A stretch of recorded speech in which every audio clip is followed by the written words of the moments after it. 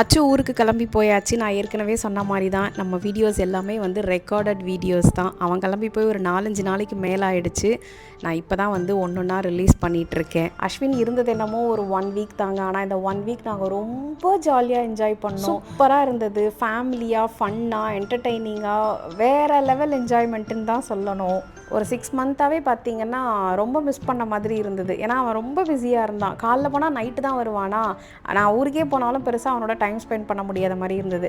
But இந்த 1 week short visit வந்து ரொம்ப ஹாப்பியாக இருந்துச்சு. அவனுக்கும் மனசு இல்லை போகிறதுக்கு, எனக்கும் அவனை விடுறதுக்கு மனசு இல்லை. பட் அவன் போயே ஆகணும் அப்படின்னு சொல்லிட்டு கிளம்பிட்டான். அவங்க அப்பாவுமே அவனுக்கு ஏற்ற மாதிரி கொஞ்சம் ஃப்ரீ பண்ணி வச்சுக்கிட்டார் இந்த 1 வீக்கு. ஸோ ஜாலியாக நல்லா ஊரை சுற்றிட்டு இருந்தோம். இந்த படம் பார்க்கணும், அந்த படம் பார்க்கணுன்னு அவன் என்னெல்லாம் லிஸ்ட்டு போட்டானோ மூவிஸ் எல்லாம் பார்த்துட்டு ரெஸ்டாரண்ட்ஸ் எல்லாம் போய் சாப்பிட்டுட்டு எவ்வளோ ஜாலியாக என்ஜாய் பண்ண முடியுமோ அவ்வளோ ஜாலியாக என்ஜாய் பண்ணிவிட்டு அவனை அபுதாபி ஏர்போர்ட்டில் கொண்டு வந்து ட்ராப் பண்ணிட்டோம். அவனுக்கு ஏர்லி மார்னிங் ஃப்ளைட்டு. அப்படியே நேராக போய் லேண்ட் ஆகிட்டு டேரெக்டாகவே காலேஜ் போயிடுவான். ஒரு 2 to 3 hours காலேஜ் அட்டன் பண்ணிவிட்டு அதுக்கப்புறம் வீட்டுக்கு போய் ஃப்ரெஷ் ஆகிக்கிறேன் அப்படின்னு சொல்லிட்டு தான் கிளம்பும் போது ஒரு மாதிரி மிக்ஸ்டு எமோஷன்ஸாக இருந்தது. ஒரே ஒரு கவலை எனக்கு என்ன அப்படின்னா, என் குழந்த அங்கே சாப்பிட்றானா இல்லையா. எப்போ நான் கேட்டாலும் நான் சாப்பிட்டேம்மா அப்படின்னுவான். அதுக்கப்புறம் நைட்டு வீட்டுக்கு வந்து இல்லைம்மா நான் காலைல சாப்பிடல, சொன்னால் நீங்கள் வருத்தப்படுவீங்க, அதனால் நான் சொல்லலை அப்படின்லாம் அவன் சொல்லுவானா.